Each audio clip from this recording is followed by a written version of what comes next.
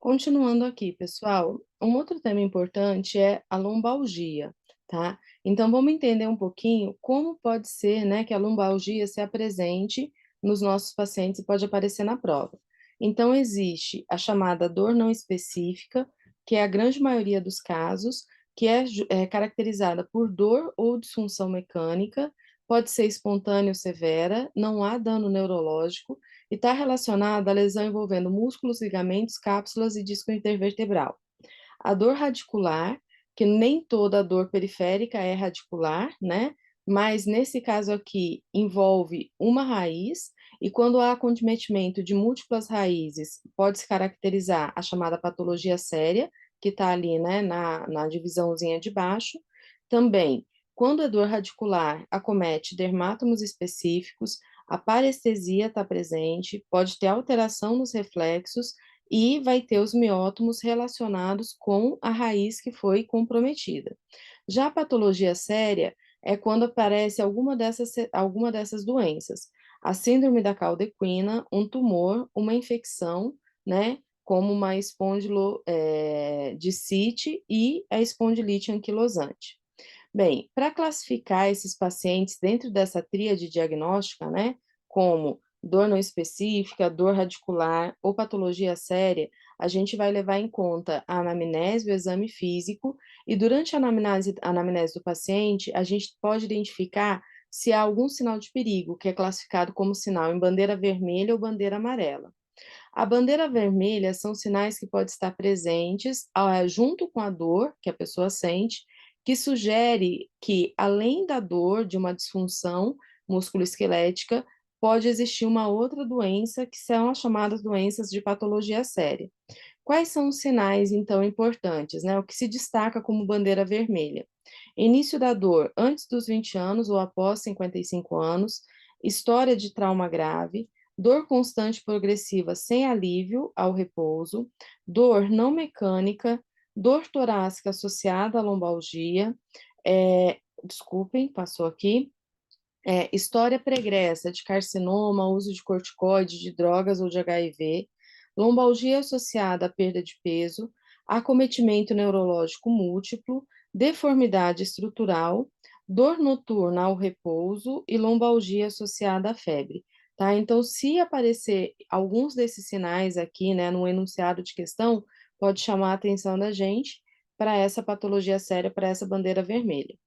Já a bandeira amarela indica possível comorbidade psicossocial que aumenta o risco de desenvolver dor crônica, que é, por exemplo, intolerância ou reação ao tratamento, problemas de fundo emocional, comportamento doloroso inadequado, atitudes impróprias em relação à dor nas costas. Bem, muitas das vezes a dor, né, lombar está relacionada à hérnia de disco. A hérnia de disco é a herniação do núcleo pulposo através do anel fibroso. O núcleo pulposo é essa parte azul que a gente está vendo aqui dentro, e o anel fibroso é essa parte mais roxinha, tá? Então, vai ter a extrusão, a saída, a gente já vai ver as classificações para a hérnia de disco. O que que vai acontecer, gente? Pode acontecer aqui, ó, no A, a protusão, quando não há ruptura do anel fibroso. No B, só para a gente observar a diferença, né? Tem o prolapso, que é a ruptura do anel fibroso, porém o núcleo não sai. A gente tem também a extrusão, que o núcleo ultrapassa a borda, e o sequestro, quando vai algum fragmento do núcleo pulposo para dentro do canal medular. E as hérnias, elas podem acontecer em algumas direções. Então, a gente tem a hérnia central, tá? Tá mostrando ali na figurinha, ó, chama a atenção, número 1, ela se dirige mais para essa região onde está localizada a medula, a posterolateral e a lateral, que daí ela já vai ter essa direção, né, mais para o lado e que pode comprometer a raiz, tá? Então, essa partezinha que eu pintei de vermelho aqui é a raiz. Bem, esses são os pontos importantes. E para finalizar a aula, acho interessante falar um pouquinho sobre a questão ergonômica dos postos de trabalho.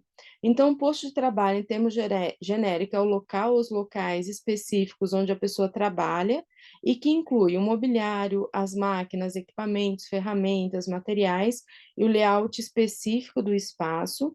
Existem dimensionamentos importantes para os postos de trabalho, tá? Então, quando a gente fala em mesa de trabalho, vai existir uma área considerada ótima, né, para a pessoa executar o trabalho, e essa área, ela descreve um arco com um raio de 35 a 45 centímetros, tá? Essa zona central situada na frente do corpo, fazendo a intersecção entre os dois arcos, vai ser a área ótima para o operador utilizar ambas as mãos no trabalho. Então, como que é visto isso, né? Com o cotovelo fletido, a pessoa faz esse movimento aqui, ó, de um lado para o outro, né? Aqui, formando então esse ângulo aí de 35, 45, e que vai então dar essa intersecção aqui no meio, que seria a área ótima. E se ela fizer isso com o braço estendido, o mesmo movimento aqui de arco, vai dar a distância que seria ideal para alcance, tá? O alcance onde ela vai alcançar os objetos, então vai estar nessa região, tá? Então, aqui só para a gente mostrar essa diferença que tem. Então, na mesa de trabalho, os equipamentos devem estar corretamente posicionados dentro de alcance, que corresponde a aproximadamente 35 a 45 centímetros do braço caído, normalmente, e de 55 a 65 com o braço estendido, girando sobre o ombro. Braço caído que ele fala aqui é o braço fletido, tá? E aqui o braço estendido. Outros arranjos físicos importantes no posto de trabalho. A alternância de postura, ela é entendida como uma das melhores formas de trabalho e que permite, né, que a pessoa mude de posição, de sentado para em pé, e com isso, pessoal, ela diminui vários riscos aí de desenvolver doenças ocupacionais, tá? Então, nesse sentido aqui, o posto de trabalho ele deve ser projetado de modo que a atividade possa ser realizada com mudança de postura, e aí a gente pode ter adaptações no posto de trabalho para a pessoa conseguir realizar suas atividades tanto sentadas quanto em pé, tá? Então, isso diz respeito à alternância. Espaço para acomodar as pernas e realizar movimentos laterais de corpo. Um posto de trabalho apertado, com restrição de espaço em geral, exige movimentos mais precisos que tendem a causar estresse no trabalho, além de reduzir a velocidade, né, da execução das tarefas e aumentar a chance de erro. Deve haver um vão de 20 centímetros no mínimo entre o assento e a parte inferior do tampo da mesa, que seria mais ou menos aqui que eu estou mostrando para vocês, para permitir a acomodação das pernas. Também a gente tem algumas outras questões a ser levadas em consideração, tá? O posto de trabalho deve prever também espaço lateral para a movimentação do corpo. Recomenda-se deixar um espaço livre de 5 centímetros de cada lado na altura da cintura e de 10 centímetros de cada lado na altura do ombro. Essa tolerância deve ser acrescida às medidas antropométricas, né? Então, se a pessoa for maior, for menor, for mais gordinha, for mais magrinha, e nesse caso usa-se o percentil de 95% da população. Então, trabalha-se inicialmente com aquele percentil que a maior parte das pessoas se encaixam, mas aí os extremos eles devem ser acomodados, visto que a ergonomia diz respeito à adaptação do trabalho ao homem e as medidas antropométricas são importantes para a gente fazer as adaptações para os extremos também, né? Lógico, atender, né, essa grande maioria da população, esses 95%, mas os extremos também. Bem, altura de visão e ângulo de visão. Na posição em pé, os olhos situam-se em torno de 1,50 m para a mulher, em média 1,60 m para homens. As tarefas visuais devem se situar abaixo, né, dessa linha, adotando a linha visual horizontal como altura máxima, certo? Então, não pode estar localizado lá em cima, né, gente, que eu tenho que ficar olhando para cima para executar a tarefa. Na posição sentada, a altura dos olhos situa-se mais ou menos a 73 centímetros para mulher e 79 centímetros para homem, tá? Então, só para a gente relembrar. E aqui vai algumas recomendações ergonômicas para o trabalho na posição sentada. Então, vamos lá, gente. Recomenda-se que, para quem trabalha sentado, levantar por 15 minutos a cada 2 horas de atividade. A cadeira de trabalho deve ser estofada, de preferência com tecido que permita a transpiração. A altura da cadeira deve ser regulável. A dispensão antero-posterior do assento não pode ser nem muito comprida, nem muito curta. Então, né, se eu penso aqui, essa dispensão anterior é essa parte aqui da frente, né, que eu risquei mais, para não, por exemplo, se ela for muito comprida, não ficar comprimindo a região da fossa poplítea, tá? E a borda do anterior dos assentos deve ser arredondadas. Outras recomendações: o assento deve estar na posição horizontal, é desejável que o assento se incline de 10 a 15 graus para frente. Toda cadeira de trabalho deve ter apoio nas costas, apoio no dorso. O ângulo entre o assento e o apoio dorsal deve ser regulável. Caso não seja, o assento e o encosto deve ser posicionado no ângulo de mais ou menos 100, 110 graus, né?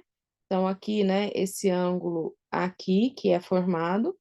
E o apoio para o dorso deve ter uma forma que acompanhe a curvatura da coluna, sem retificá-la, mas também sem acentuar a curvatura.